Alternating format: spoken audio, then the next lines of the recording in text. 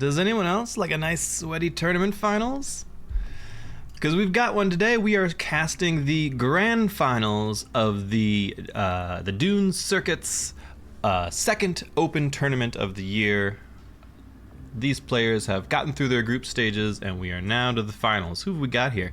We've got Asdros on Earl Rhombus Vernius. Over there we've got TNB on Dr. Liet Kynes of the Fremen. We've got Mr. Mosby on House Ekaz, the Archduchess Armanda. And last but not least, Beach Cat, taking the Padishah Emperor Shaddam IV and House Carino out for a spin. We are playing on the standard medium-sized map, nothing too fancy. And I can already see we've got some very interesting spawns here. Right off the bat, you can see Carino's nestled nicely back against the edge of the map. Likewise with Vernius, a whole bunch of terrain up there for them to expand in. Meanwhile, we've got an Ekaz base really pushed forward, very close to the sink. And not too distantly, a Fremen neighbor. I gotta think that is not Ekaz favorite. Ekaz don't want to be trying to trade with Fremen early in the game. No one wants to be trading with Fremen early in the game. The Fremen start off so strong. Their early game armies are really difficult to deal with. So we'll see how that goes. Let's start up north. Let's evaluate our friend Asdros here. Who's he got? Looks like Bolig Avanti, which lets him build multiple buildings at the same time in his main base. Also lets him remove those buildings with a full reimbursement and build new ones, and he gets extra knowledge for each district that he's built. Then Bronzo, who is the expansion counselor. Villages neighboring a single Vernius region cost negative 20% authority to annex, or minus 20%, whatever. So this allows you to do the fast expansion off of your long purple line. Also gives you a free airfield at the end of your neural node, but that's not that big of a deal. Those are solid counselors. That's what I would pick if I were given my choice. We can also see that they spawned with the Desolation to their west, and that's generally considered a bad thing. Usually the way the map tends to work is it usually spawns 2 or 3 or 4 special regions sort of around each start, and if one of your special regions is the Desolation, this is basically a deep desert but worse. It means it's a special that you can't grab. Now it does the interesting job of sort of making a barrier. You know, we got a deep desert and then the Desolation, so it would be very difficult for Carino to expand north aggressively into Vernius territory. But I think all things considered, you'd rather have just 1,600 more hegemony from an extra special in your backfield. So that's not so good. What do they have good going for them? We've got Mount Idaho just down south from them. That wouldn't be a terrible pickup. Extra Plascrete was pretty nice. To their east, if they go a ways, and then there's a little contested with Ekaz maybe, there is the Moondew Vale, which is not a particularly exciting special region, but there it is. We also got a whole crap ton of spice, at least. They got that going for them. Look at this. These are like the 2 closest spice fields I've ever seen, practically. 1 spice field here, 1 spice field here, and of course the one they start with. So easy, guaranteed 3 spice. I don't see a 4th one. It would be quite a reach, maybe this one for a while, but I imagine Carino probably wants that. Easy 3 spice. Not a lot of specials to work with, though. I feel like that puts Vernius on the back foot right off the bat. They do have some extra energy sources, which is nice. Some early abandoned Imperial station, ain't too bad. But all in all, I'm not too envious of their start position, so let's keep going. Let's go clockwise. We already see the Fremen headed north. Could be trouble here. We'll keep a close eye on this situation in the east, but meanwhile, Mr. Mosby over on the Ekaz grabbed an early minerals, grabbed his early spice field, does have a very easy access to the ceremonial caves to his west. How are his options looking for sanctuaries? Not great. It's going to be pretty difficult to put together a sanctuary because a lot of the stuff back at the edge of the map where you would normally maybe make a sanctuary is stuff that you kind of want to keep.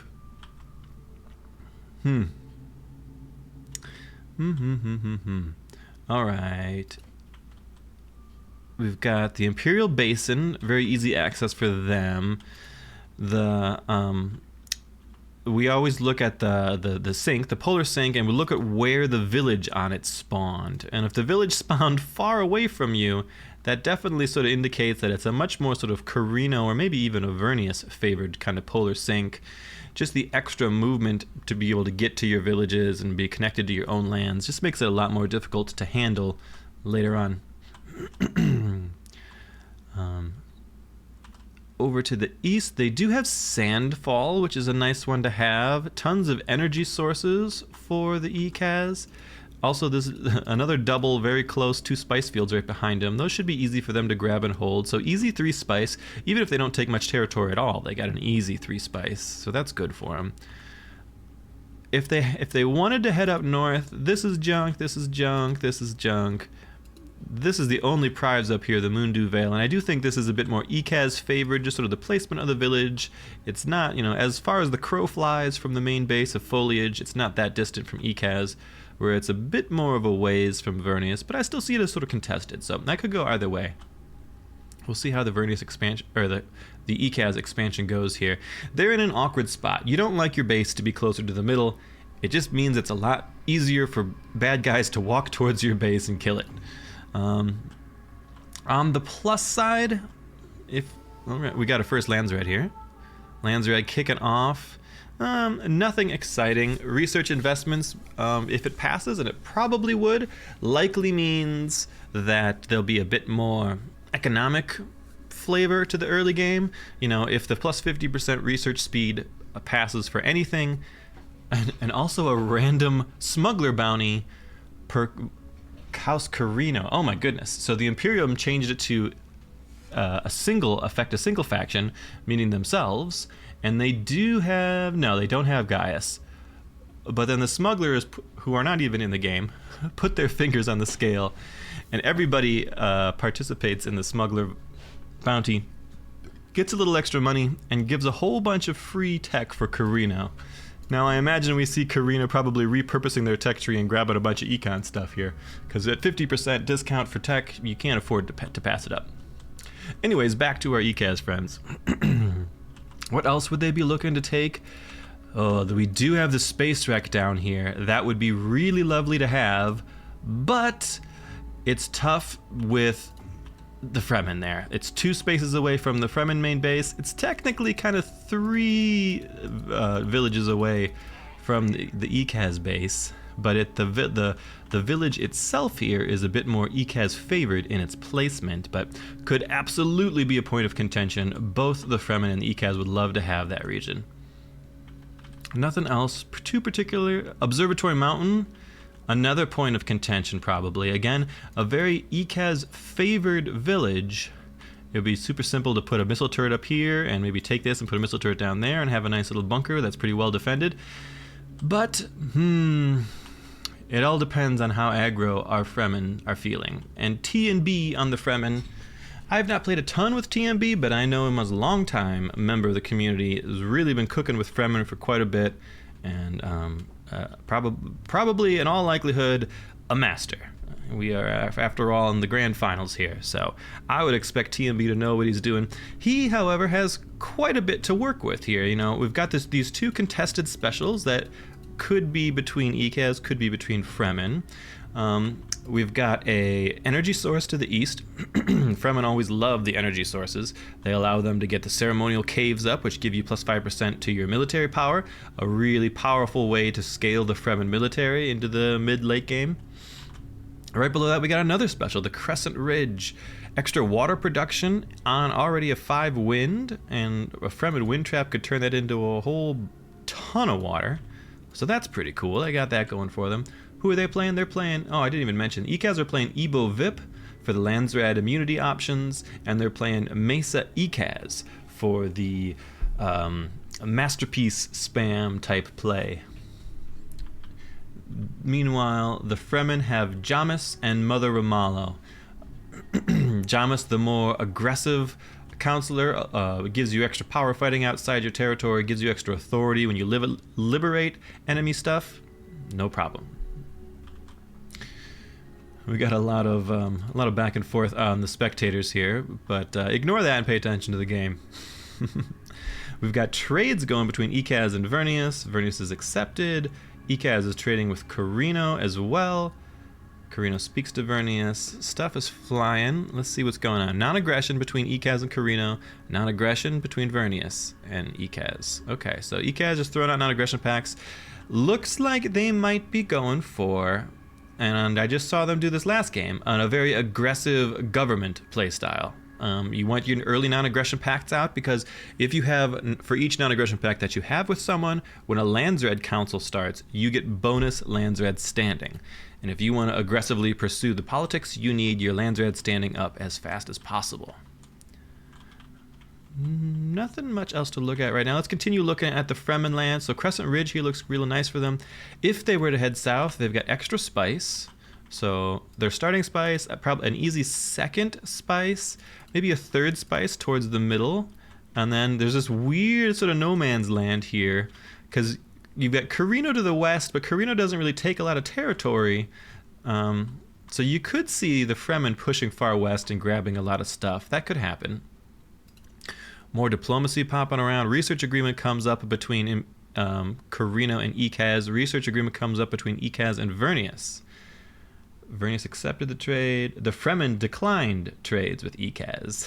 Fremen want to keep their options open in case they need to burn stuff down on the border. So Ekaz looks like they are initiating all of this diplomacy. They're making friends, signing treaties, getting agreements in place. Fremen don't want anything to do with that. The desert belongs to the Fremen, or the Arrakis does, rather. Let's take a look over at our Carino friend. Like we said, there's this big chunk of a ton of open territory here to work with. They're kind of stuffed back against the edge, but that's not necessarily a bad place to be. They did get kind of, I was gonna say kind of lackluster starting. You always love to have good stuff around your starting base. Not really amazing stuff. They got some minerals to work with. They got some fuel, energy sources to work with over here. Easy second spice, that's not bad. Probably an easy third spice here, unless Vernius is actually already working it. But if Carino wanted to lay claim to that, they would be well within their rights to say that that is Carino land. And even the village here, again, is Carino favored, so pretty reasonable to just hop across the border with an army there and grab Opal here for a third spice.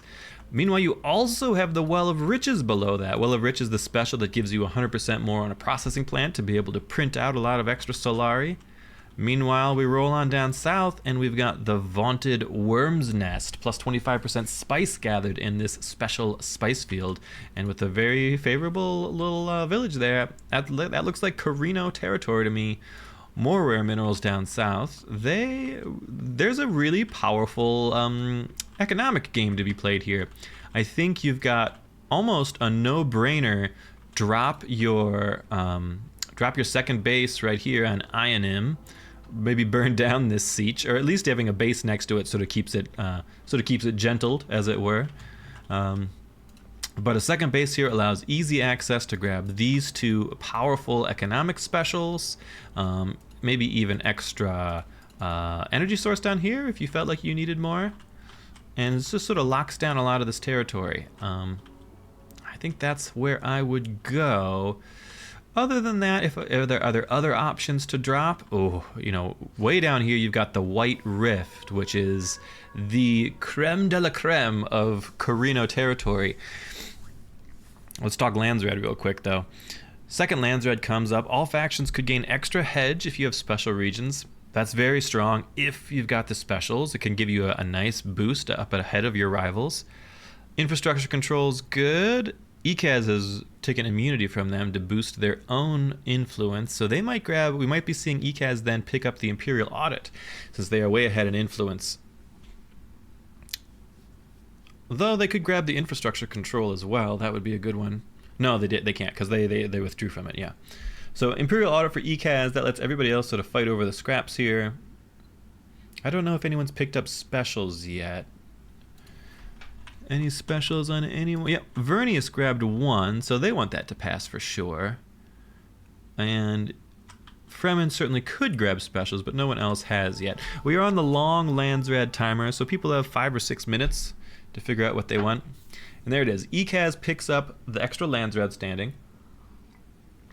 Carino lucks into, with a little help from the minor houses, the infrastructure control. That'll be great. That's Carino likes building a lot of early buildings. And this passes as well thanks to the Fremen. They must be thinking about grabbing their own specials nearby. Alright, interesting. About as we expected. We do see the Fremen heading west. Are they pillaging this or are they annexing this? It's pretty normal for Fremen just to pillage spice fields because they don't need to have the territory in order to put their little donkey teams to work. What are we thinking? What are you thinking? It's sort of an expensive grab for them. Actually, let's look over here. No, only 82 actually. And they are going for the annex. They want to lay claim to that just so nobody else gets it. Okay. Pretty chill. We do see Vernius probably expanding eastward here. I think that's the right play. I mean, you can't go westward. The desolation kind of blocks that. You can head south towards the middle, and Vernius really does love taking the polar sink, but they don't want to put a big, they don't want to put a target on their backs either. Vernius, though they are a lot stronger than they used to be, they still kind of like to wait in the shadows a bit. They don't want to be public enemy number one because they, while they can be strong, they don't fight the 3v1 particularly well.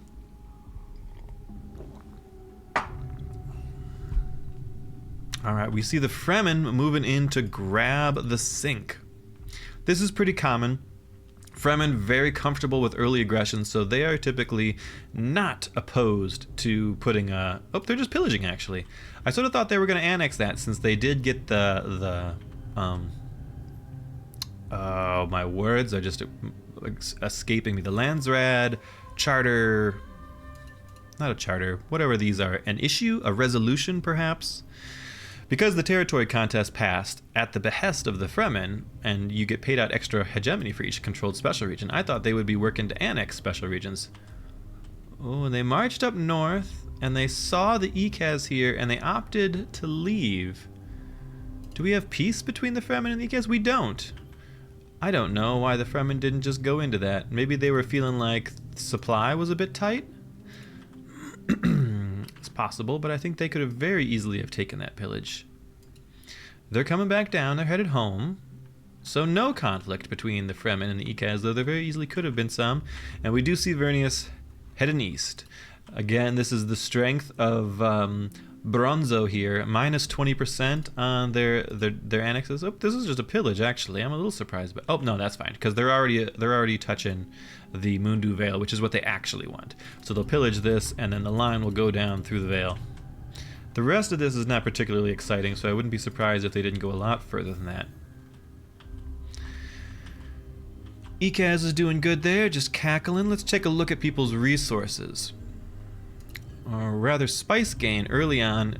Big income on the 4 harvesters for the Vernius right now.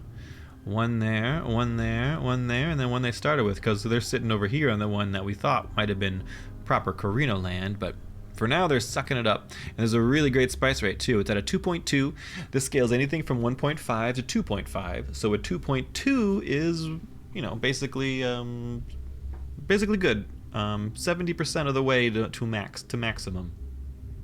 Right? 80, 90, yeah, pretty good. Pretty good. Anything 2 or above on the rate, you really would like to be... oh no, I'm sorry, it's a 1.7 now. It's going to go up to a 2.2. And we already see Chome Branch online for the Vernius. Might be some very strong economic Vernius play here. We do have Carino laying quick claim to the Well of Riches. Well of Riches is so strong for Carino, right? We get 100% more of our processing plant production. We've also got Princess Urulon here as the counselor. Princess Urulon says every non-major village building can be constructed one more time anywhere. What does that mean? That means anywhere in the game you could build 2 of the same building, while everyone else can only build 1 of the same building in a place. So Carino can build a processing plant that's going to earn 40 instead of 20 Solari a day, and then they can build a second processing plant. So while someone else might be pulling 40 per day out of the Well of Riches, Carino can easily pull 80. And the quirks in the village are not very exciting, but Nobody's going to say no to 80 a day. That's a fantastic income. Plus 80 a day from not having to work too hard. Won't say no to that. Okay, what we were talking about before, likewise, that same mechanic, the Uryalan double building, works into this White Rift here. White Rift gives us 100% on our craft workshop resource production. Craft workshops are the buildings that we unlock over in our valuable trinkets that start making hegemony per day for us. So they work twice as good down in the White Rift, and then you can build, if you were Carino, you could build a second one there. So you're getting 4 times the production out of the White Rift than you would get anywhere else on the map. That alone would be a really strong reason maybe to base drop all the way down here, just because a base here covers this with its missile turret.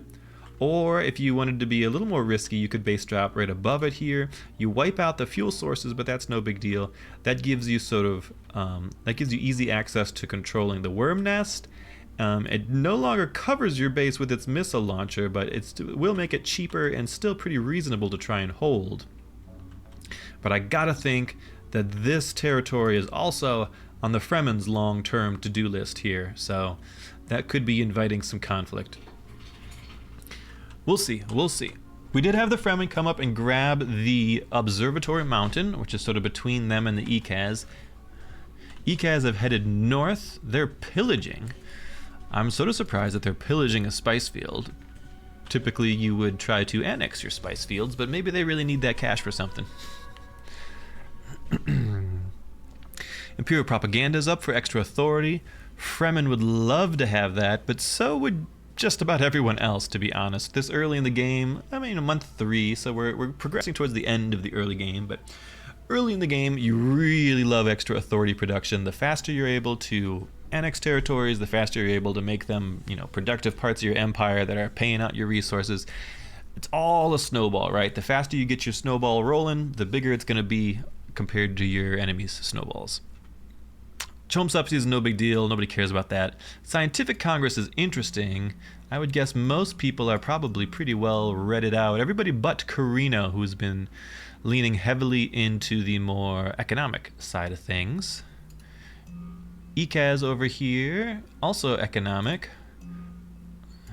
Is this bugged? Oh yeah, okay, I was clicking the wrong things. Carino, heavily economic based right now. Ekaz actually going into the military, straight up to the military propaganda. This is, this third tier is your I'm going to fight somebody kind of tree. This is critical because it gives you the extra command points. It gives you extra training slots, well, for everybody but Ekaz. But you need the command points to be able to compete if you get in early fights. So Ekaz feeling the heat from the Fremen, going for the early military. Fremen, meanwhile, also pretty heavy on the early military. They've gone actually straight up to the Stalwart Alliance, which is interesting. Unlocks their second gear slot, allows them to have neighboring sieges help with liberations, makes the sieges a little harder to kill. Vernius, make sure you have political art obfuscated. Oh, I don't want to talk about it.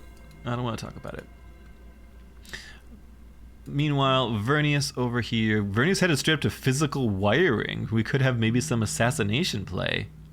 Each statecraft building in a village of such a cell, which means a village neighboring, infiltration cells neighboring a connected neural node. So any of the enemy villages touching your purple line, if they have an infiltration cell, then each blue building in the village also pays you Solari and Intel production. Kind of a convoluted one, but it's interesting if it works. Also allows the training of assassins, if you're into that sort of thing. Once upon a time, the Vernius were the premier assassins of the game. With the changes to physical wiring and some other things, nerfed them down quite a bit. Vernius no longer anywhere near as good at assassinating. But anything's possible. Fremen not doing anything too exciting. Fremen look like they've got... Oh no, everyone's profiting because they're all friends with Vernius, right? On the tech tree, everyone's profiting. Vernius, non-aggression pact with everybody. Research agreement also with Ekaz. Trade agreement with Carino. And a harmless gadget sent over to the Fremen. Still, no peace between Fremen and Carino, no peace between Fremen and Ekaz. Oh, I missed it. We've got aggressive Fremen over here. They chased him out of the Well of Riches, and they are liberating it Feels bad, feels bad. We've seen a lot of Carino get bullied by Fremen. Carino famously weak in the early game, where they don't have a lot to work with outside of their conscript riflemen and conscript swordsmen, and a pale imitation of the sort of power wielded by the early game Fremen warriors and skirmishers. This isn't even an early game force. This is straight up a late game force. We got mobile turrets in here. We got Fedaykin in here. The Fremen are ready to go. They are liberating and also chopping up these things. That's gonna be a kick in the nuts that the Carino did not want to have happen, but there it is. So likewise, we mentioned Vernius is peace with everybody, so all of this tech that they have, they're giving to everybody else right now, right? Everybody's got full red tree tech. Everybody's got full gold tree tech, practically. Vernius flying through. I wonder how their intel is looking. 58 on Vernius currently. Not too shabby for month 3. Not too shabby at all. Looks like on the back of the old rainbow build in the S-Vault. So this is a very common one if you end up with Bolig. So every individual district you get in the S-Vault gives you an extra knowledge. And then these districts are special where if you put different stuff in them, it counts. So we got times 3, times 3, times 3. So they're getting a 45% discount on all of their developments. They're getting 9 extra knowledge just from having all these things built out. And what you do is once you get a little later in the game and you need, you want the tier 2 or tier 3 bonuses, you refund these things and then you rebuild them to be like 3 red and then 2 red and a blue or 3 gold kind of thing. The power of Bolig being allowing you to be able to build stuff and rearrange it later without taking economic losses, because he pays out the refunds if you cancel stuff. We did see the Fremen bullying successfully accomplished. The Well of Riches has been liberated. Carino rebuilding their army, and we're starting to have some Sardaukar and some artillery drones added into it. So they feel like they want to be able to put up a fight. Their main territory is so far removed from the Fremen, it'll be real difficult for them to get over there. Fremen only sitting on 14 water currently, so they can't get quite too cheeky about that expansion. We do have Vernius continuing to expand towards the middle. They're gonna stick their purple line down here. ECAS have been very cautious in their expansion. Normally we see a bit more of a fast expanding ECAS, but that has not been the case. They have picked up their second spice field. They have picked up Sandfall. Fremen are... Looks like the Fremen are angling for their full desert surround here, so that's not too surprising. The desert surround is very strong on the Fremen because over here at the area of Arrakis, plus 20% authority production per controlled deep desert. Controlled deep deserts grant neighboring villages 2 additional quirks and 20% more militia power. So all of these villages around this desert, that looks like a very easy surround for the Fremen, are going to have these quirks plus 2 instances. So instead of being 3 Solari per economic building, this is going to turn into 9 Solari per economic building. So very strong on some of these things. It might just be, this might be the research base. Right now it's scientists, plus 20% research hubs, and plus 1 research hub limit. Well, once the desert gets surrounded, it's going to be 60% on your research hubs and a whole bunch more on the limit. Interesting. So you do kind of want to take a look at all of your surrounding villages, and you want to be building toward your quirks if you've got it. But just having a desert surrounded alone by itself is 20% to your authority income, and Fremen are already probably the premier authority income makers. So they would be an extra 20% will give them the sort of wide expansion that they want. That means White Rift is absolutely going the way of Fremen, and they're going to fight over it too. So that puts it pretty well outside of Carino's capabilities. Carino cautiously expanding to these 2 adjacent regions. These are junk regions. They don't really have anything in them. Let me get a drink of water here. No rare resources, no special resources in these regions, so these aren't going to be particularly useful. You can see he's just building wholesale markets in it. Plus 4 Solari, make him do something at least. He does want to push back out and get some of that juicy territory out here, but he's a little shell-shocked, a little afraid of that Fremen forest, and well, he should be, because they're nasty. We're sitting on a full 60 CP on the Fremen army right now. And we see the cheeky Vernius have gone all the way down and around, and they are nabbing the Imperial Basin, practically adjacent to the ECAS base. Ekaz headed up north. It looks like they're mostly pillaging everything up here. The Fremen or the Vernius has also grabbed the Mundu Vale over here. So two territories that I thought could have been two specials that could have been very Fremen or Ekaz favored. Looks like they're going the way of Vernius. Fremen may be falling a little behind in the territory game, but at the same time, they've got the influence is cooking for them. They've got their sorry, just get situated in my chair. They've got the 3 blue districts up, giving them extra votes. So they've got 250 base votes. They've got a very strong influence bank and some okay influence income. Nobody else doing anything politically, so we expect Ekaz to really have their pick. And their pick is to stick 100% more Solari upkeep on the Fremen. They won't appreciate that. Agenda contacts, no big deal. Imperial missionaries went to everybody, so a little bit of extra money for everybody. Let's check the resources. Ooh, that does put the Fremen pretty deep in debt. They're paying 196 Solari a day on upkeep for their armies, when previously it would have been, what, like 83 or something, or no, a little bit more than that, more like 90, but it's gonna be a bit of a damper on the income. They've got some sort of bank, 2.8, and they are pillaging, so they should be okay. We do see the Fremen army out here, far from home, and it looks like Carino's not keen about it. I'd love for Carino to fight. Go punch him in the nose, Carino. Let's see how it goes. Fremen army far from home. They're taking the opportunity to just pillage all of this territory in between. That's a little awkward for Carino, who would like to maybe expand to that territory at some point. Carino's sitting on 87 authority, so they're not quite expanding yet. They got plenty of time to bank it up. But Fremen are going to pull in a lot of money from this, for sure. Ekaz grabbing some sort of random territory up north. This one here, they're pillaging up there.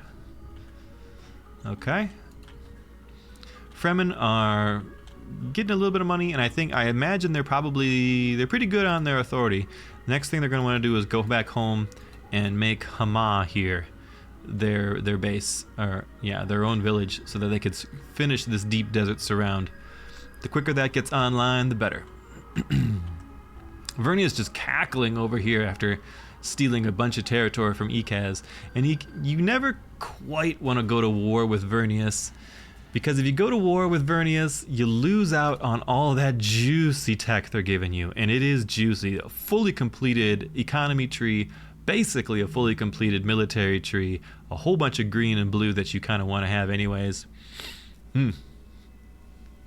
Juicy. It'd be real hard to give that up. Meanwhile, Ekaz are a tad light on the tech tree themselves, so they'd be giving up like 2, 4, 6, 8, 10, 12, 13 or more techs by going to war with Vernius.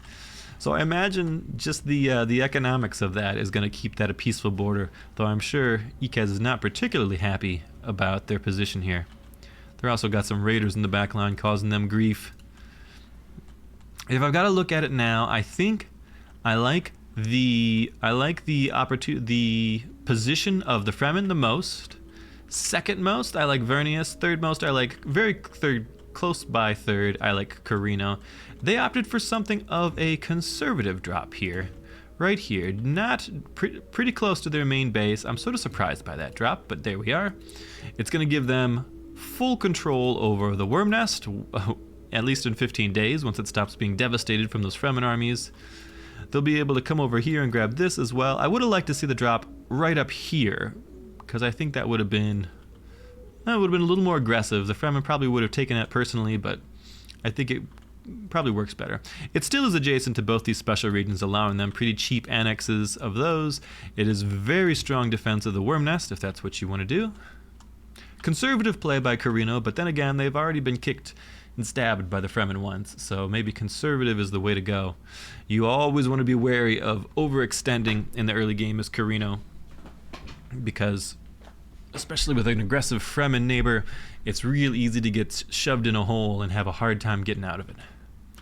Fremen have completed their deep desert surround.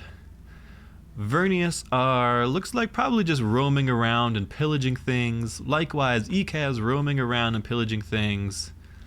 Carino planning on their next expansion. Fremen look like they're headed up towards Ikaz lands to me here. This thing is still devastated for 2 days. Let's look from a Fremen point of view. Fremen did not devastate it, so the Fremen could make this annex. This was pillaged by the Ikaz. And we do have Fremen on Ikaz War. They're going for the Liberate. And we've got the adjacent Sietch Burha here who's going to send some troops to help. That's always nice. Oh, we've got no militia in any of the Ikaz villages. Oh, and that army's too small. 45 CP versus a 65 command point army on the Fremen. The Fremen get to do whatever they want over here. It looks like this one's going to be a pillage, though. They could very easily just make that a liberate if they wanted to. And there's not a lot. I mean, it's next to the base. It's very close. So you could kind of have a bit of a scuffle here where you know, the Ikaz could come out and try and poke to get it back, but if they come out too far, then the Fremen jump on them, but if the Fremen go too far, then the base starts shooting at them. But honestly, the Fremen could run in here, wipe this army, and, you know, tank the base with, you know, a warrior or something. So we are seeing exactly that sort of skirmish play out, but it's just going to end up being a pillage that will finish in a little less than a day here. There's nothing Ikaz can do about it if the Fremen don't want that to let them. A pillage on your main spice field hurts. If you get pillaged, you lose minus 50% of your local production. That's going to be a bit of a pain on the Ikaz down to 15 spice a day. Meanwhile, Vernius making 219. Oof. Let's check the Chom. How's our Chom looking? Vernius at 12%. We see them as the economic power for sure. Nobody else has bought much of anything. Carino bought 5 shares. Fremen picked up 40 shares. People are being pretty chill, and Vernius just ecoing over there. Ikaz trying to stop this Liberate over here, but Fremen say no thanks, we're going to keep that Liberate going. And again, there's not a lot they can do about it. Ikaz are starting to build up, still only at 48 of 65 though. There's no chance that they can beat this army without their army being maxed out, and even then, it'll be a bit of a fight. Third red slowly coming online, just getting started now actually for Ikaz.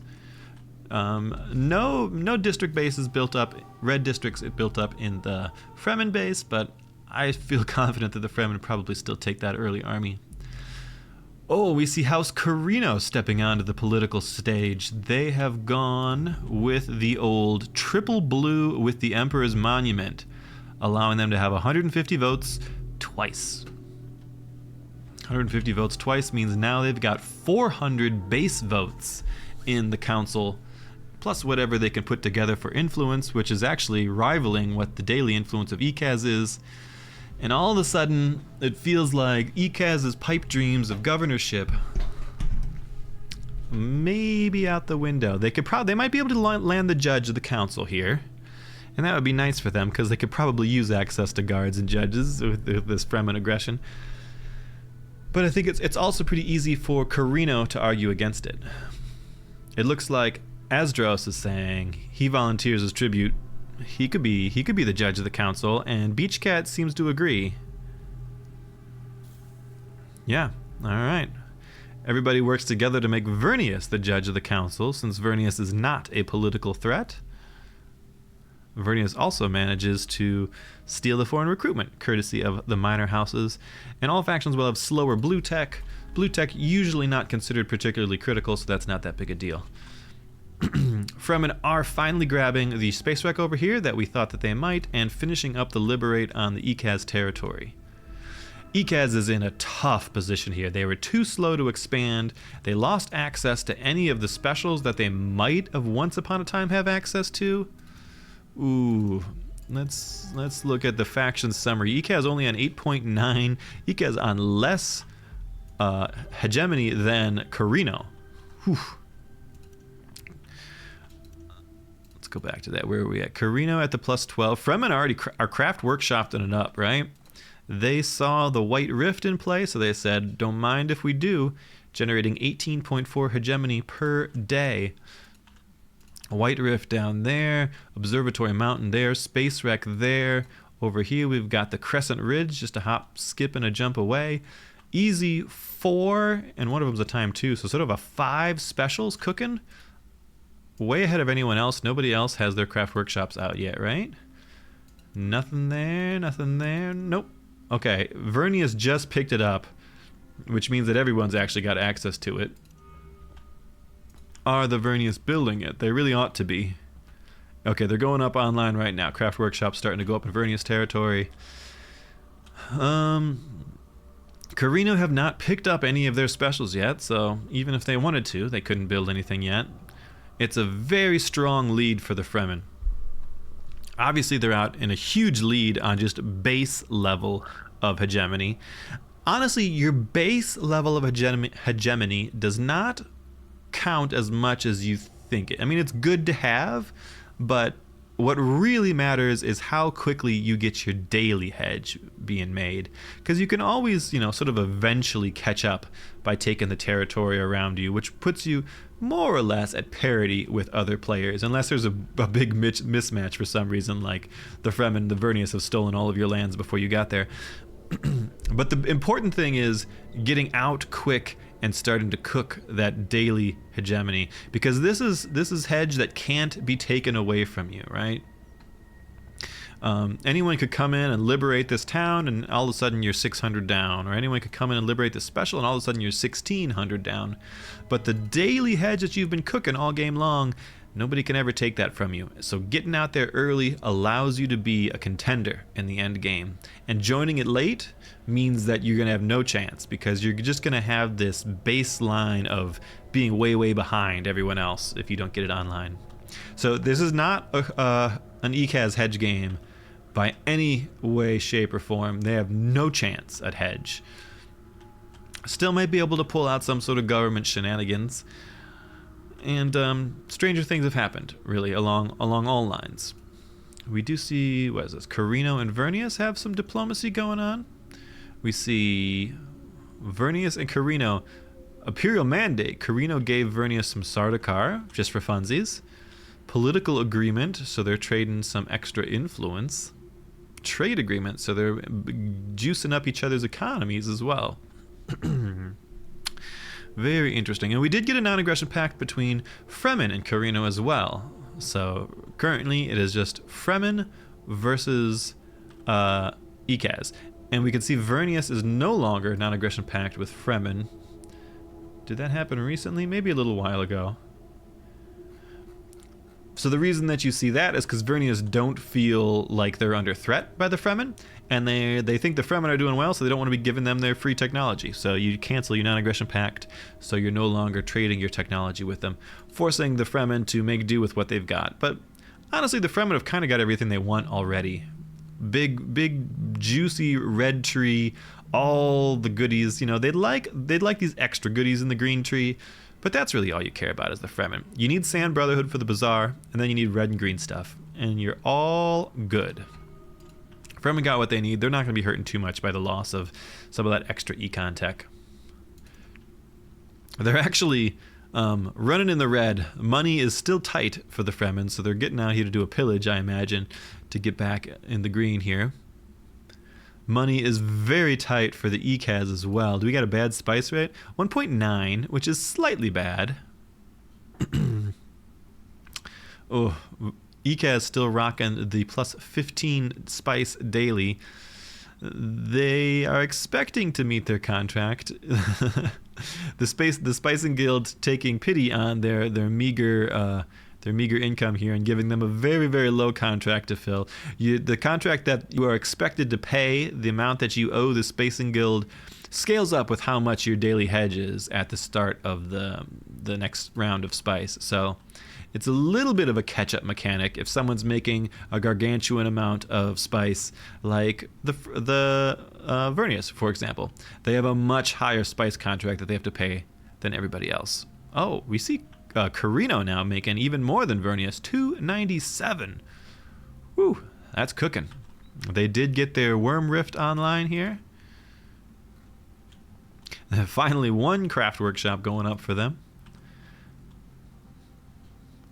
How are we doing on resources? We got a lot of influence still on the Fremen. A fair chunk of influence on Vernius. Vernius are looking towards grabbing the middle. And I told you they do love the middle. 212, they're going to need a little more. So they're just waiting to tick up. Probably 3 or 4 more days of game time. And then they're going to grab the middle. But they are at war with the Fremen, so if the Fremen wanted to start a ruckus, now's the time to do it. But maybe they don't. Maybe they don't. Maybe they do. They're thinking about it. They're walking away. They're probably going to look for more pillage targets. The old bank is pretty empty for the Fremen at the moment. Judge of the Council back online. We should have been checking him. There must have been some skullduggery with people upvoting charters here, because it would be very unusual for the Judge of the Council to come up and then for it to come up again, unless people are juicing up the charter priority by investing influence in it. Judge of the Council. I'm guessing ECAS wants this. ECAS sitting on a very juiced up 480 in the Landsrad standing, but they're clearly trying to push government play. Vernius is also going for the triple blue. We've got, again, the triple blue doubled on House Carino, so there's an awful lot of other votes in the lobby now. The people are chatting, do we need to stop him from getting this council? In theory, once ECAS has a single charter to their name, and they do not, because everybody votes for Vernius again to hold on to the judge. Military tech gets a malice on it, and extra cheap buildings for House Carino. So, ECAS's political schemes are being thwarted at every turn. Beachcat says, you going to obfuscate crafts, or do we have to go? Again, that's a reference to the mad cooking on the Fremen, 47 daily. So the Vernius have the ability to obfuscate. They can pick any one tech in the tree and turn it off for all players, right? This obfuscate here. It's very common if they are behind in the craft workshops or the hegemony race. It's very common for them to obstruct valuable trinkets, which removes the ability for craft workshops to be built or to even continue working for anybody in the game. Ooh, we got some warfare here. No? Maybe? Yes? Are they fighting? There's a lot of running. ECAS are fighting. Okay. Not ECAS. I say Vernius are fighting, and the Fremen look like they're just moving around a lot. There's some fighting going on here. It's a little... I guess they're trying to pull down the resonance drone with their this heavy melee army on the Fremen are having trouble sort of all getting on their target. They're doing a lot of focus fire, but I think they're taking too many hits here. The Vernius railgun drones, these resonance drones actually are doing great work. And the Vernius army manages to clean up the Fremen army.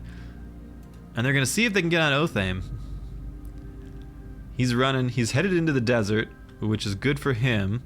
And we do have Kater online. And Othame goes down. We're seeing some Vernius aggression. Vernius coming out with a steel chair, punishing the Fremen hubris. And what do we see? We're going to see a liberate or a pillage here. It's a liberate. A little bit of their own medicine. Vernius about to break the encirclement, which will stop their deep desert control. And didn't see that one coming. This is the time when ECAS needs to jump on things and try and take some of their own territory here. Vernius, saviors of the lobby or villains? It remains to be seen. Purple lines all over the place. You love to see it. 29 daily on Vernius, 60 on the Fremen currently. Oh, and down south we've got Carino taking the White Rift. They are liberating it, but they would really like to take it for themselves. Unfortunately, it is a hot 298 on the authority, and they're sitting at 170, so it'd be a long, long time before they could annex that. They're going to be happy just liberating for now. Fremen rebuilding their army, starting with the donkeys, the mobile turrets coming online, and we do have the ECAS jumping on them too. Ooh, that's the danger of being in the lead and getting wiped out, is everybody's got an excellent reason just to pile on top of you.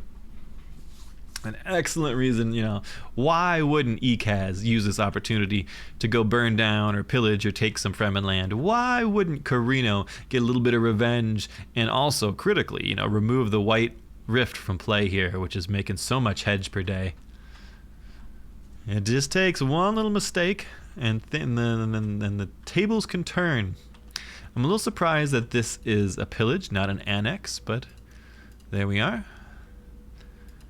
Authority maybe is running a little light. Ekaz obviously jumped out and have a ton of diplomacy cooking with different people. And I guess some of that's gone down now, but these research agreements that you have up are minus to your authority production. Trade agreements, political agreements reduce your authority production all over the place.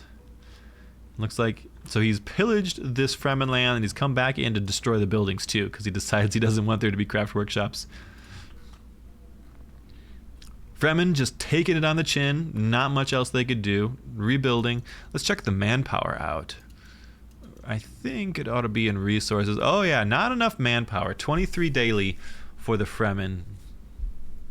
Right? They're not using it up healing or anything. No, only 23 daily. That is not enough to sustain a big fight. Everybody's a bit light on the manpower, actually. Honestly, I think you want 30, 40, 50 plus if you plan on being aggressive militarily, with the exception of course of Vernius going in again. Vernius does not use manpower. Ekaz over here watching, they're not sure they like this, but I guess it's just a liberate.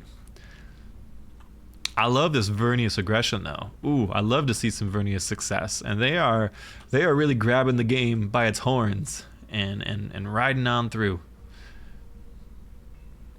Ekaz look uncomfortable with this, but maybe they're just here to make sure it happens too. If Vernius has any dreams of coming up to try to stop this liberation, Ekaz are here to pile in and shut those dreams down. We did get the liberate down there. Carino looks like they're coming to reclaim their ancestral territory, the Well of Riches. A little surprised it took them this long. I would have expected that to be a priority for them to pick up, but here we are. Month 5 2/3, and we're getting to it. Let's check our faction summary now. Vernius way up in the lead. Not way up in the lead, but have climbed above the daily hedge of Fremen by quite a bit. Carino has gone up to 48. That's a ton. Okay, Carino's already going all in on the hedge generation. I'm a little surprised by that. I wouldn't be surprised if they had taken White Rift. So what I mean by the all in is they've got the double craft workshops up on a special region, of course, but they're also investing in the propaganda offices. So these are special buildings that only Carino can make, that have an authority upkeep to them, but juice up all of the resources produced in the region by 20%. That includes your daily hegemony. So you put in 2 of your craft workshops, and then you boost them up an additional 40% on top of that, and you're getting a ton of daily hedge. The downside of that is an authority upkeep is really difficult to work with.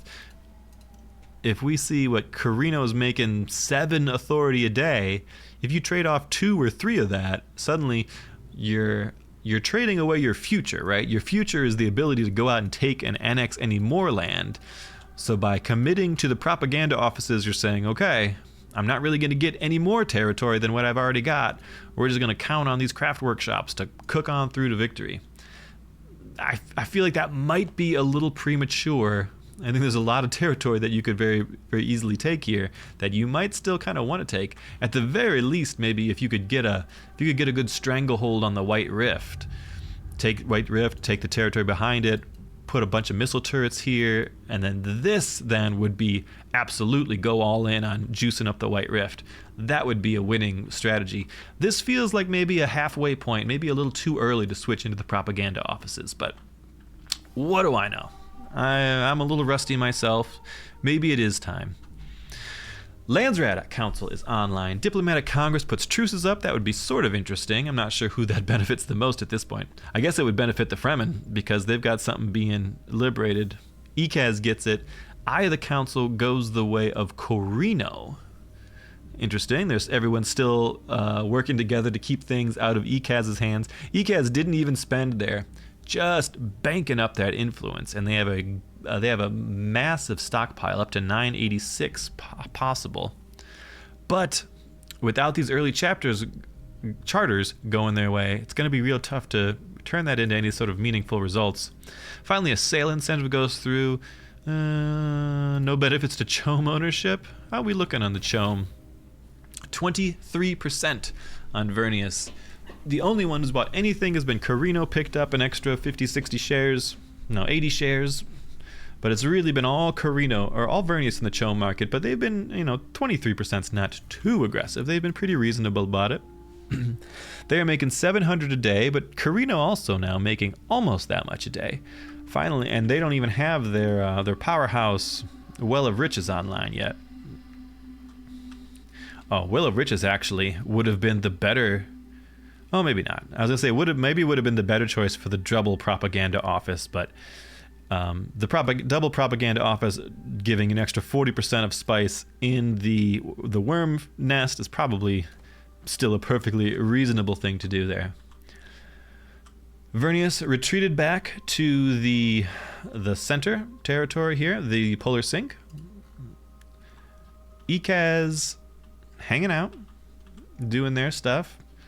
Armies being rebuilt over on the Fremen. They're almost back to maxed out, 60 of 65, and they do have their altar coming online too, the capital ship of the Fremen. Typically, I see altars go probably most frequently stealthed.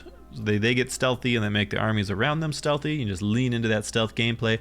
But they can also do other things like provide supplies so that you could be a very foreign aggressor, be far away from your homes and have that ship provide supply for your armies. You also see it sometimes, I believe it's got another option to boost up the authority refund you get for liberating enemy territory as well, and that would also tie in, it'd stack with Jamas's authority upon liberating enemy villages, so you can really get nice spikes in your authority by liberating enemy territory. We do see him marching south. He looks like maybe he's going to keep an eye on these 5 days left to get the White Rift. Now, obviously, Carino would love it, but they're not going to have the ability to do that probably ever for the rest of the game. 40 authority on a +6. If they did actually want to take the White Rift, it's 244. It's a long ways away, and it's pretty. Looks like Fremen want to contest it. What are you doing, Vernius? Are you getting a little aggro here? ECAS declined to trade from Vernius. Vernius wants to trade with ECAS. And now Vernius is moving up to the ECAS borders. ECAS still has no militia in any of their towns. This is a wild ECAS build. He's basically done nothing but make masterpieces. Fascinating. Fascinating. We do have the Renegades are going to come in and burn down one of the ECAS villages, actually. And we do see the big purple hegemony banner come up, and it is purple because the leader in hegemony right now is Vernius, followed up by Carino. Don't even have the Fremen on the board. Fremen down to 25 daily hedge, and obviously they could retake a couple of these and probably be right back toward the lead. But the big daily gain on Vernius and Carino right now are paying dividends, and they are both buying up CHOAM shares. We're up to 26% on Vernius and 14% on Carino. Upvote speaker. Okay, so people are putting their votes into Judge of the Council to get that back out to come back up. Speaker of the Council, Judge of the Council. I'm not entirely sure who's putting votes into what at this point in time. Someone's really juicing the judge. I'm guessing it's ECAS wants to be the only person holding an office, because that then makes Dune governorship yes ECAS or no ECAS, not ECAS or someone else. If it's ECAS or someone else, then they can kind of bounce back and forth between who gets, who holds it and doesn't hold it. But if it's only ECAS, then it's a different equation to work with. But there's so many votes out and about.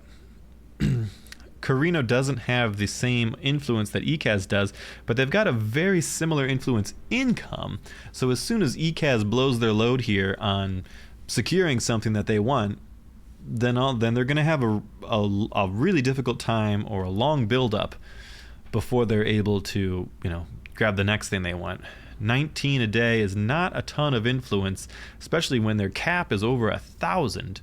It's going to take them, what, 20 every 20 days they'll have almost 400. So they would need an extra 20, 40, 50 days or so to fill back up their influence bank. That's like 2 or 3 more Landsrads. I don't know. I don't see it.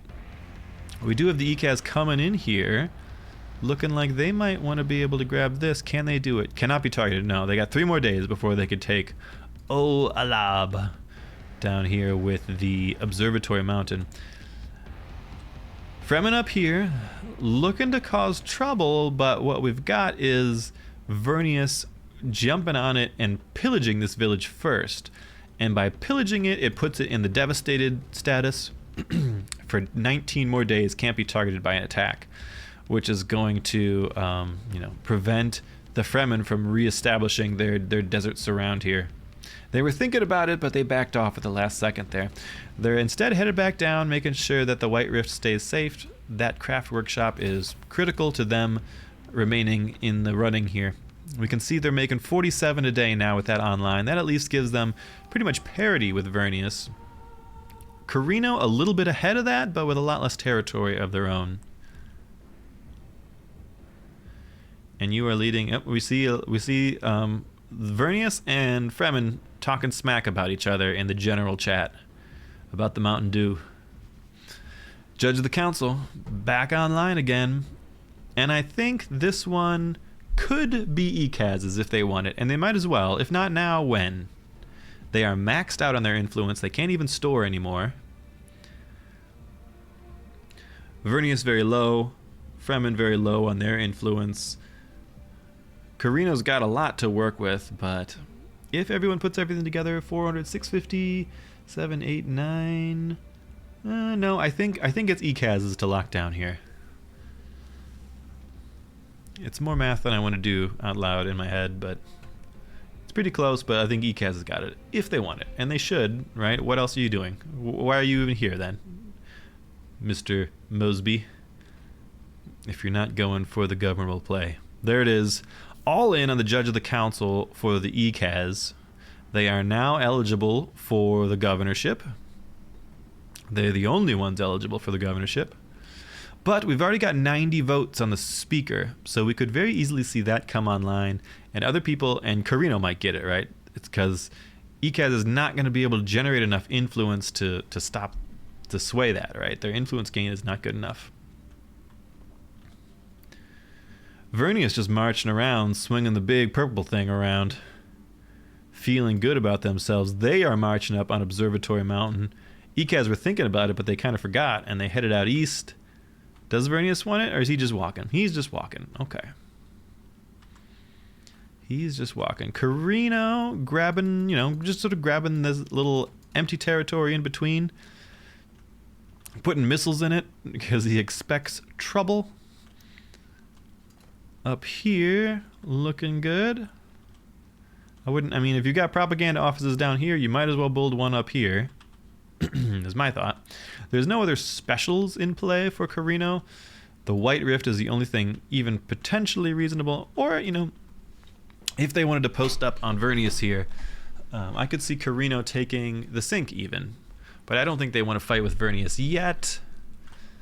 We shall see. ECAS finally getting around trying to claim Observatory Mountain, which is going to be a thorn in the side of the Fremen. Nope, Fremen are worming up. They don't want to let it happen.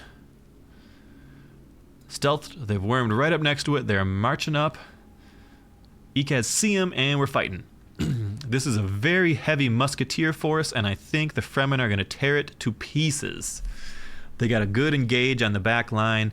Ooh, it's looking very messy. Vernius is coming down to see what they could do, but it's too late for the ECAS, who get just massacred. I don't think a single Fremen soldier was lost. Fremen disappear back into the desert, as is their wont. Al Lab sitting empty now. Vernius wandering off, not sure if they don't want to be chasing ghosts. ECAS licking their wounds. They got away some troops there. Alessa survived. Okay, so that's what they're doing. They're leaning into as many masterpieces as possible. Then if you've got Alessa ECAS here, what she does is she says ECAS units in a long range around her deal 3% more damage per masterpiece in neighboring villages. So you juice up with as many masterpieces as you could possibly put down. So in this case, per neighboring villages, if Alessa was here in Za Alval, we've got 1, 2, 3, adjacent 4, 5, 6, 7, 8, 9, 10, 11, 12, 13, 14, 15 adjacent masterpieces to this region. So Alessa boosts all of the ECAS in their area with her with an extra 15 times 3, 45% damage. Holy moly, that is quite a damage buff. You, however, need to not get killed by the Fremen before you even know you're under attack. So I think the heavy musketeer force will not trade well into a big old invisible sand army. ECAS trying it again, and it looks like Vernius want to be able to sort of guarantee this. But we've got, again, invisible Fremen coming in. We see the hidden tracks are down, the Fremen ability, which slows everyone down. Vernius trying to guarantee the ECAS taking this territory, and it looks like it might work. I feel like the Fremen could probably jump on the Vernius army here. This is a very stacked Fremen force. They're sand ramming around. Is it the Idli Alakrab? Yes! They are going for it. They are going for it, but the Vernius started pulling back. They're trying to take down the purple line, which is a turret. Maybe that's an interesting play. But Vernius did a good job of engaging right away. ECAS coming to help now. I think it's trouble. Nope, Vernius is bugging out. Nope, they didn't. Was that what happened there? The flagship teleported out, but it didn't take anyone with him. I don't know why that happened. Fremen are running. That was real strange. Where'd the flagship go? Carino flying up towards the Vernius base. Oh lord, is it the famed Carino backstab? It is. Defense breach is down. Fremen wiped and burdened, says Asdros, but Beachcat don't care. Beachcat is in the base. Now he doesn't have a ship here to tank, so he is eating missiles, but the base is going down fast and the Vernius army is out of position. Nope, here they are. They're able to fly back home. No, they're not flying back home. They're making mercenaries. They disbanded their army on their front lines, and they're spamming all of their resources into mercenaries. And they've got a bank of 20k. Ooh, that's pretty decent. They might be able to hold that then, just off of the mercenary spam. Carino getting desperate. They're dropping the missiles. I think Vernius holds it, thanks to the quick mercenary thinking. Yeah, looks like the S-Vault's going to hold at about 50%. So we did have the Vernius army up at the front lines. They saw the danger, disbanded their whole army, just told everyone to F off, you're not employed anymore. That frees up their command point limit. They come back home and they spend their big bank, they burn through an easy 20k or so, just buying mercenary units as quickly as possible. And that at least was enough to cause trouble to slow down the Carino enough. The missiles from the S-Vault, even the orbital strike at that point, does friendly fire damage. So though all those mercenaries got killed, and some of them survived and got disbanded at the end, it was enough to save the vault. Really solid play from Asdros. I like it a lot. Super cool. I love the backstab from Beachcat. Very solid play. Vernius is the top dog right now. People have been kicking the Fremen down for a little while. No one's done anything to Vernius. So a chance like that to get a base kill, hard to pass up. And was pretty well executed too. I don't think he saw it coming at all. He just responded really quickly and really decisively. Did a great job with it. Good defense. Carino's without an army, but they don't really need to fight. Nobody's encroaching on Carino lands. Carino's really just sitting back. Now he does lose his votes, at least for like a month or so. As a betrayer, the Landsrad frowns upon such things and gives you a nasty little debuff for it. I think we could find it somewhere. Faction status. A traitor has 0 votes, minus 5% influence production, minus 50% penalty on your spice rate, but you do get to do 20% more damage to the betrayed faction. Lots of chatting. Speaker of the Council. No choice but to do anybody but Mr. Mosby, right? It's me or Ikaz. No choice then. Yeah, I mean, they got to band together to give this to Vernius. It doesn't even matter, actually. Ikaz would be fine if people dump their influence on this. He wants to save his own up. He doesn't need Speaker of the Council because the perfected politics means if he can get governorship, you can't even get rid of him due to... what's the thing? I can't think of it. The thing that makes it... The thing that comes up that makes everybody lose their charters. Speakers of the Council does come online. Carino does put a controlled markets on Vernius to hurt their spice rates. Ikaz just puts in their free votes and then banks their influence. Doesn't matter to them if there's a Speaker of the Council or not. Normally that's important for a governorship, but not for the Ikaz. And what I'm talking about here is political art. Any charter currently claimed by House Ikaz cannot be proposed to a vote. Or more importantly, it means you just don't lose it. And even if they could, Ebo Vip here allows them to claim Landsrad immunity to that one charter that would make everybody lose their charters, their council positions. So Ikaz didn't particularly care about that vote. The Speaker of the Council is not the pathway to government victory for the Ikaz. Just winning governorship in and of itself is. And in that case, Carino spent a bunch of votes that they probably didn't need to put the control markets on Vernius. That's a bit spiteful, maybe. Carino probably would have been better suited to just bank that influence, because there's going to be a very important vote. We already see charter priority up to 158 on the governorship. Somebody, who could it be? Who could that pink person be? Is upvoting the Dune governorship to come up for vote next council round. Going to count on Alessa Ikaz and a whole buttload of masterpieces to save the day. We'll see. It's a bold strategy, Cotton. We still have 0 militia in any of these villages. It's an interesting strategy.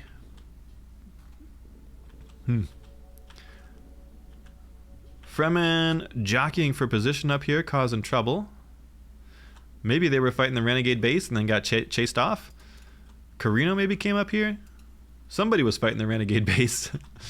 Vernius is now going to chase them off and claim the renegades for their own. Vernius still the big dog on the walk. We've seen them win just about every fight they've been in. Very impressive stuff. Carino is still in the process of rebuilding their army. They're only back up to 45 of 65, so they got a little ways to go still. Have we seen anything obfuscated yet? Valuable trinkets did go down. Okay. Daily hedge, nothing for anybody except House Carino, who has a little bit of hegemony per day built into the Emperor's monument that does not get obfuscated. And I do mean a little bit. So every month they'll get a free 360. That's because the 10 here and plus the 20 over here, 20%. So every what did I say? 360 in a month. So every 2 months, it's like Carino annexing 1 normal territory. It's not a lot. It'll be nice if the game goes, I don't know, 6 or 7 more months for them, but I would be a little surprised if that happens. At the very least, if nobody takes anything, everyone's still paying spice taxes, right? Every time you pay your spice tax, you get 1,000. If you've got a research center built, you get an extra 20% from fulfilling your spice contracts, so you get more like 1,200 every time you pay your tax. And the Fremen are coming in for revenge here, annexing this territory, chasing the Ikaz out. Ikaz are doing a decent job doing some sneaky kite tactics. It's so hard to kite the Fremen, though. 1, they run fast, and 2, they're often invisible.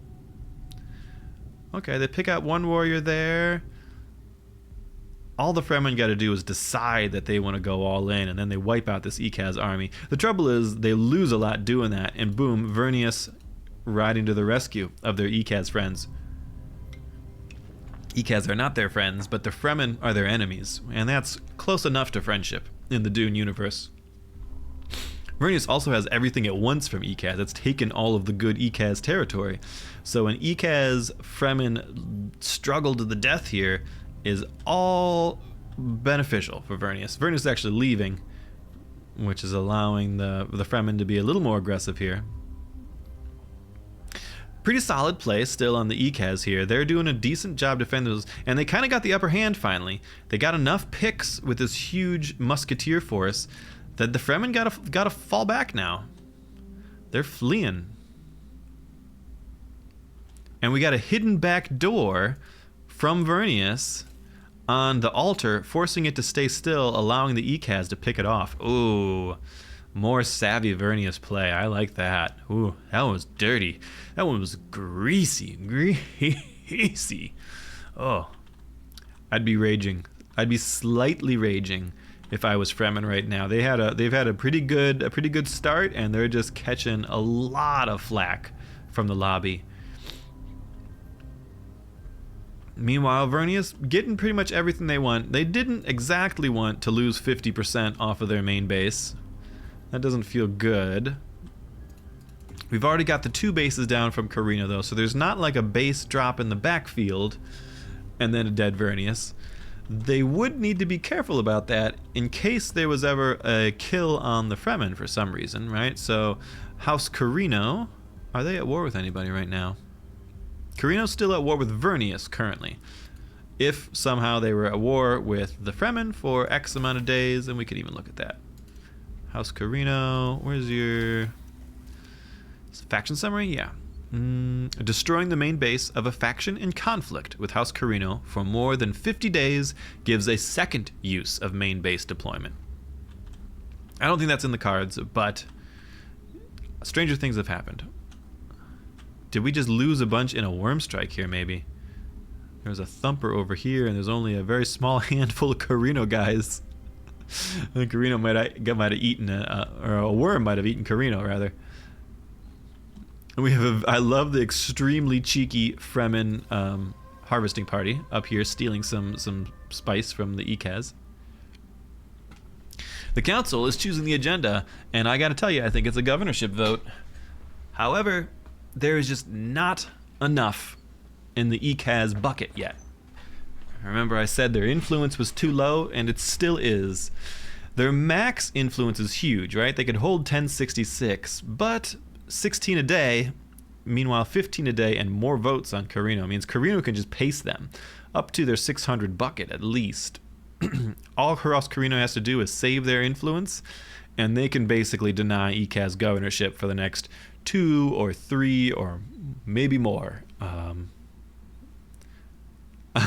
We do have a random smuggler bounty on House Ekaz. That's very funny.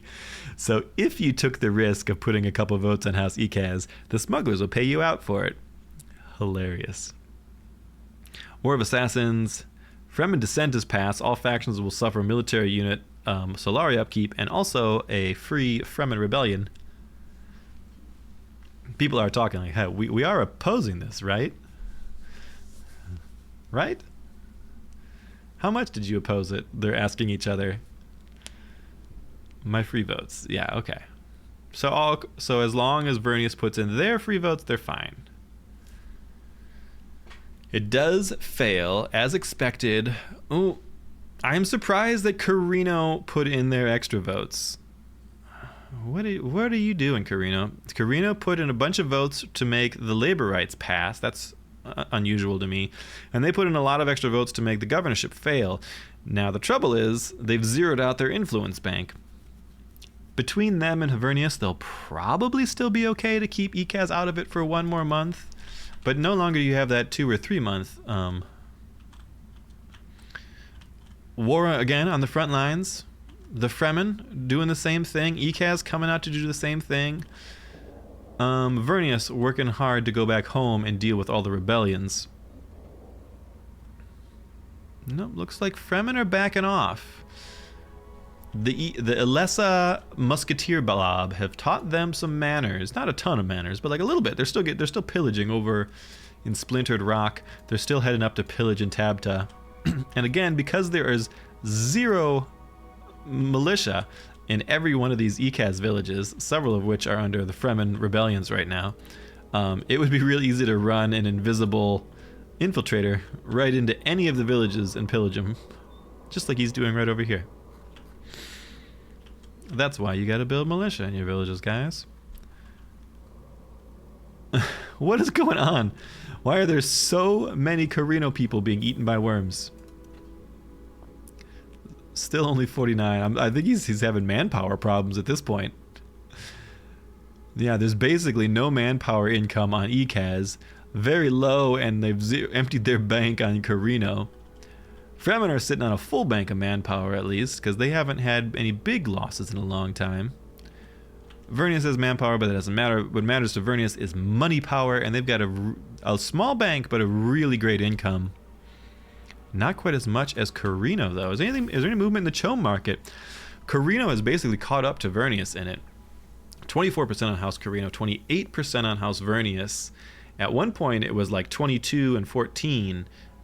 And Carino's making the big money and has been able to close that gap. So I don't see a Chome victory for anyone. However, 30% for House Carino is really, really nice. And of course we like that because of House Carino has their unique tech, the Chome manipulation. Every 1% of Chome shares grants an extra 0.5% of military unit power and the ability to detect enemy operations.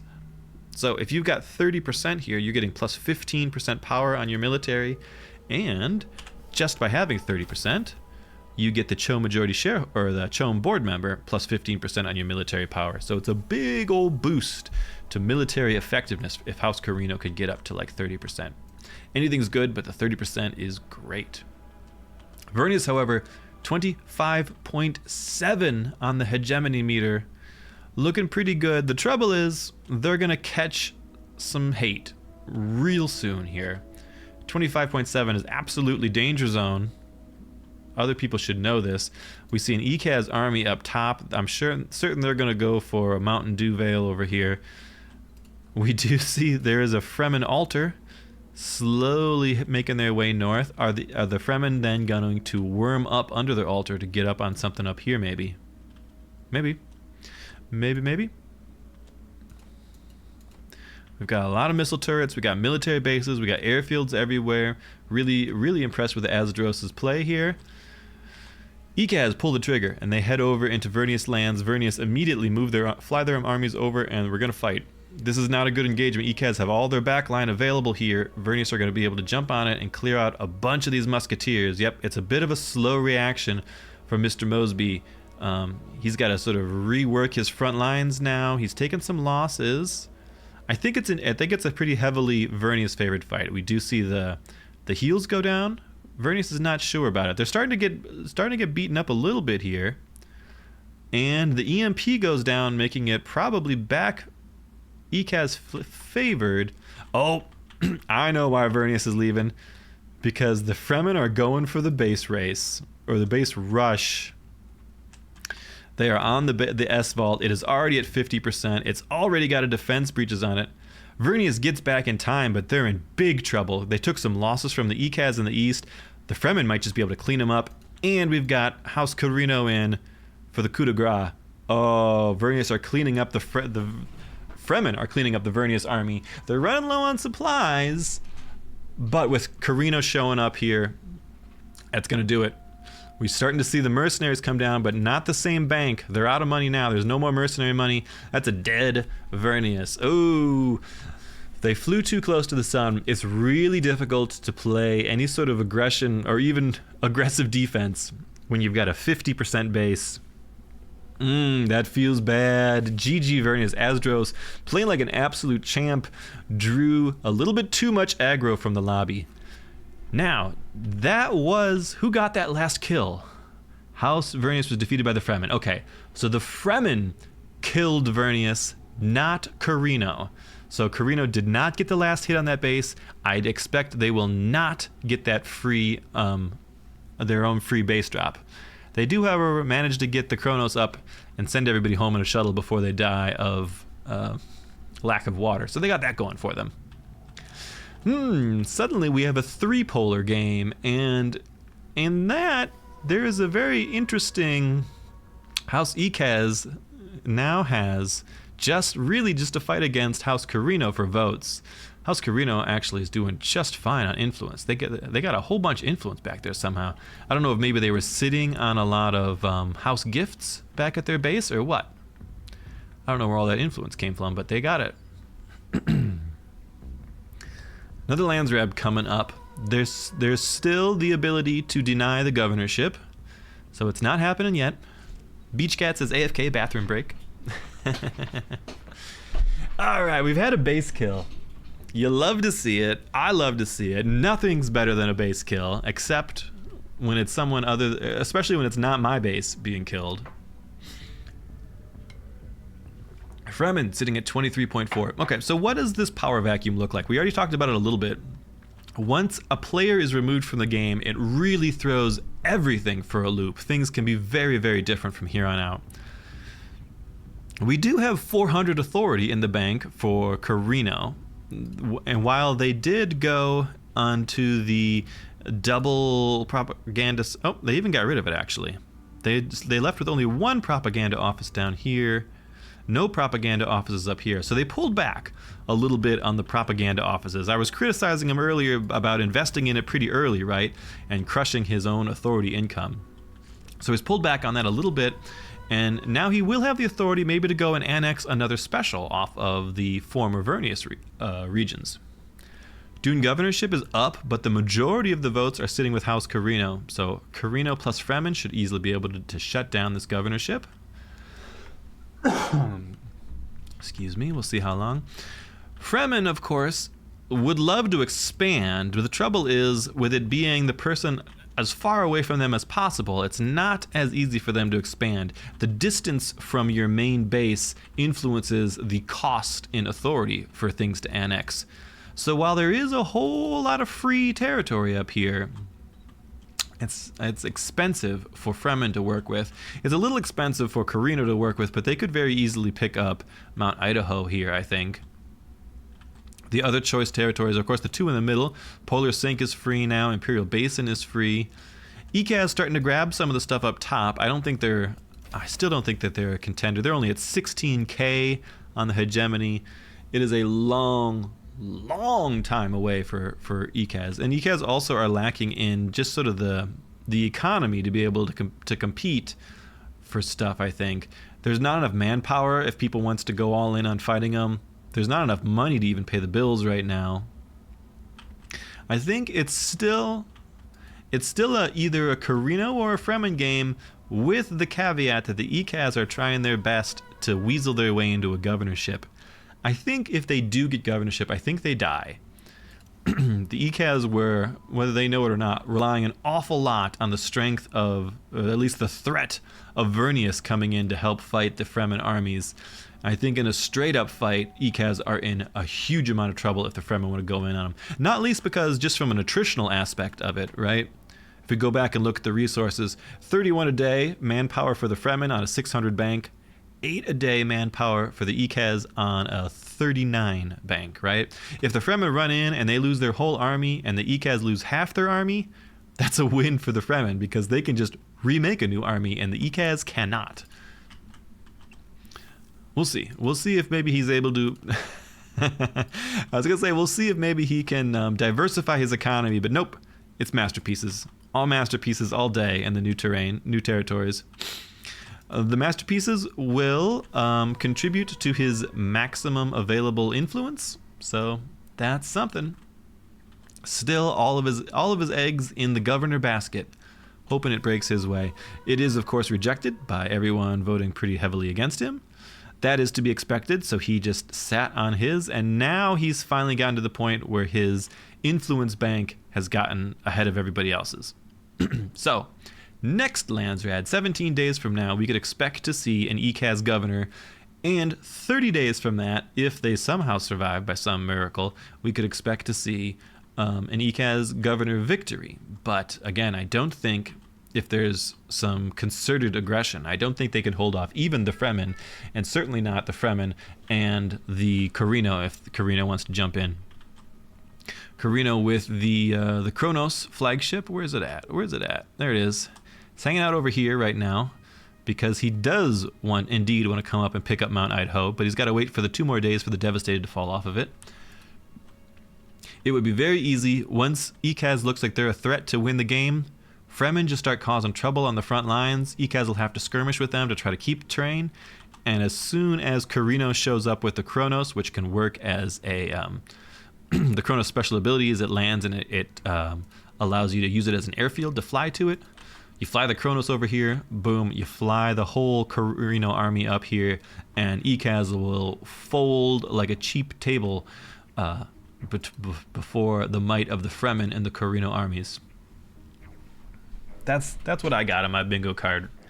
I think there's still, because craft workshops have been obfuscated, we're still a fair ways away from... We are, aren't we? We're still a fair ways away from a hegemony victory. But we've got a full 500 bank for the Fremen. They are annexing here, that's 1,600. They're annexing here, that's 3,200. And over here, that will be 3,800 off of 25. Spice tax is 22 days away. He might be jumping the gun a little bit. He's going to jump straight up to 28 and a half. He needs to take 1 more neutral territory and pay a spice tax, and he'll win. But, like I said, spice tax is still 21 days away, and I don't know if he's going to have enough left in the bank for a neutral territory. Carino sees this, and they are suddenly not happy about it. Just a big old chunk of Sardaukar with Aramsham marching east, and now he's got to give up on some of what he was doing. He doesn't take this one. He is going to still get his 2 specials. How much is he sitting on? He's going to have that's 209 to grab, so he can't even grab that yet. It's going to take him 3 more days, and then he could annex this, but he still needs 1 more annex, and he needs to hold everything, and he needs to pay the spice tax in 19 days. That's certainly a faster win condition than any sort of gov play. It's certainly faster than Carino can do anything. Carino is in trouble, but they're counting on their slow daily tick and maybe some of this free territory. All right, ECAS sees the danger. They're headed out west. They're going to try and see if we can maybe sandwich this Fremen force. And of course, it's difficult to know where the Fremen are. These are all invisible right now until someone scans them or has some detector units. We've got the rest of the Carino army online here. Extra conscripts, extra Sardaukar. Really just a whole crap load of Sardaukar and then more Sardaukar. Fremen see themselves in a poor strategic position, and they got to pull back. They don't want to get sandwiched between those 2 forces. They might well have been able to beat any one of those armies. What's our Chom market? Oh my god! I didn't even think about the Vernius. Vernius was the other majority Chom holder. They got zeroed out. House Carino bought up all their shares, sitting at 39%. 6K in the bank, making 900 a day. The ECAS and Fremen are so poor, there is no chance that they can even contest this. What are shares selling at? A purchase price is $1.21 for 1 share. So 10 shares is 2,200. No, 10 shares is 1,200. 20 shares would be 2,400, which is really quite cheap. And there's 131 shares. Oh my God, we might see a Chom victory. We really might. He could burst through that really quickly. I mean, he could buy at least 60 more shares, which are for sale. What's our total share count here? Total share count is 1,500, so you need 750 to win. He's at 600. He needs to buy about 150 shares. It's still a little ways out. We'll see. Oh, Fremen really want to go in here. It's getting liberated. He can't quite do it. He can't commit to it because Carino is so close. I think maybe, Is he going in? Is he going to get it in time? He does jump out at the last possible second. Carino was watching, though, and turns around in time. He knew he couldn't let that go, but now he's got to do the dreaded 2v1. Ekaz is fighting. Ekaz is going to get wrecked by this Carino, or this Fremen ambush. But Carino has just such a staunch line of Sardaukar here. They're going to grind on through. And enough Ekaz have survived to make this a decent fight. Are there any other annexes going on around the board? There's not. There is one here. Oh my god. This is getting annexed by a single assassin because Ekaz refuses to build militia in his territory. This is getting cleaned up here. Someone's got to stop this assassin from single-handedly capturing this territory. Ekaz, go south. Go someone shoot that man. Oh my goodness. Dune governorship is up. Will we see a race?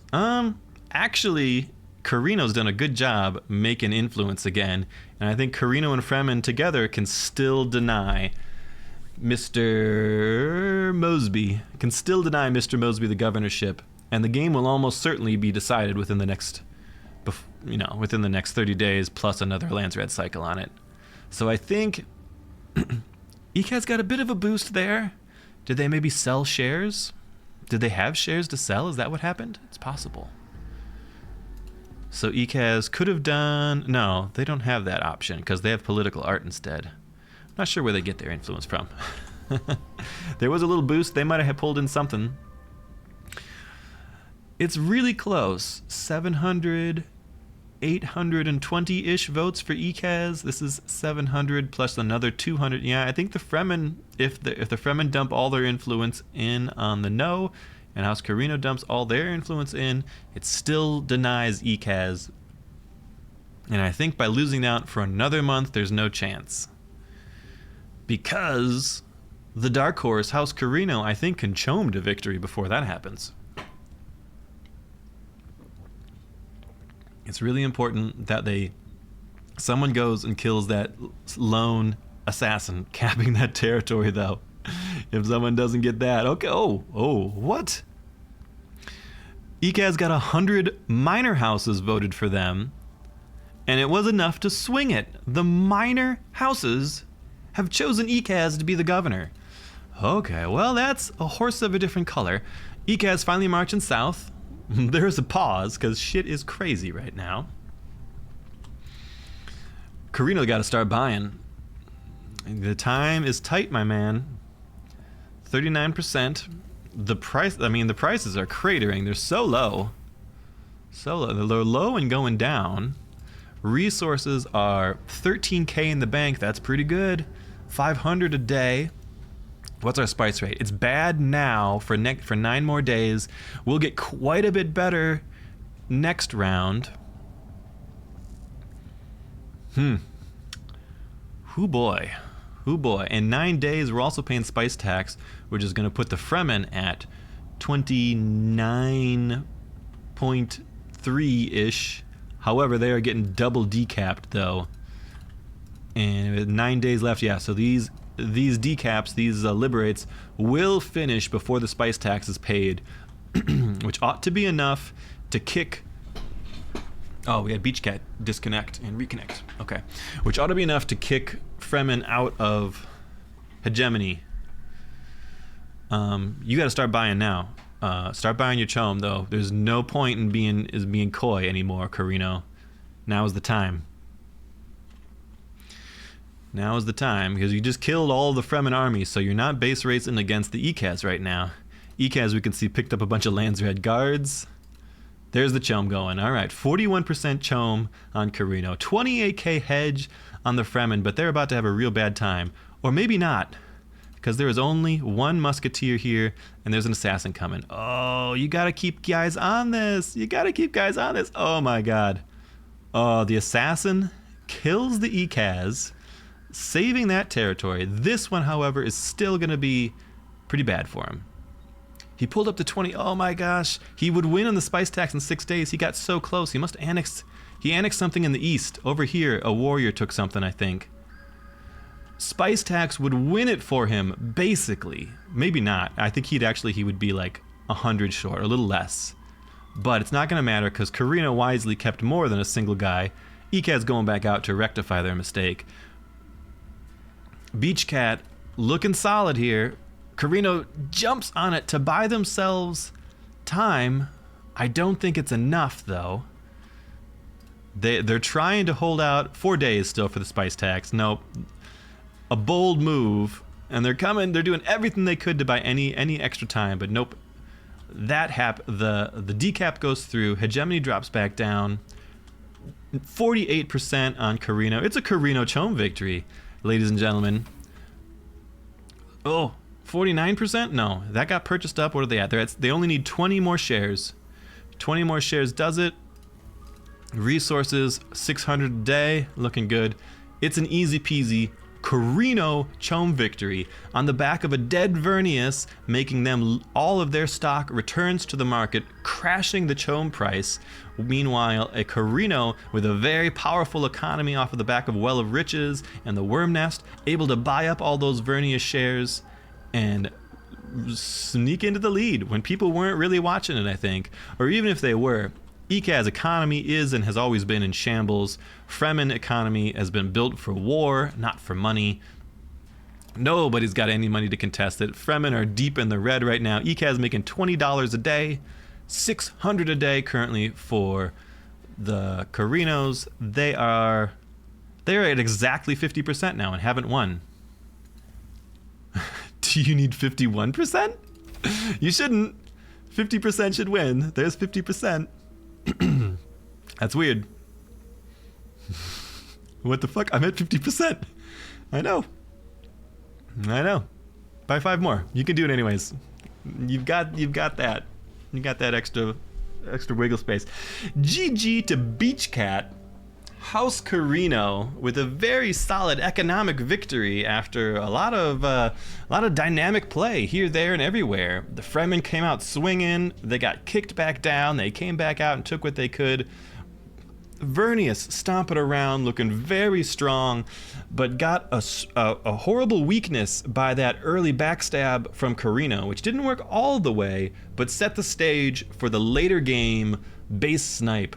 Vernius tussling in a border region with Ekaz and the Fremen and Carino jumping on their main base, finishing it off, crashing the Chome market. Chome market bought up by economically powerful Carino. And there we go. 50% and then some for House Carino. Victory. Wow. What a great game. Really fun to watch. Really fun to spectate. I loved it. Developments, obviously, whenever there's a Vernius in the lobby, developments skew a bit toward the purple side of things. Peaked at 125 knowledge at one point. I love that.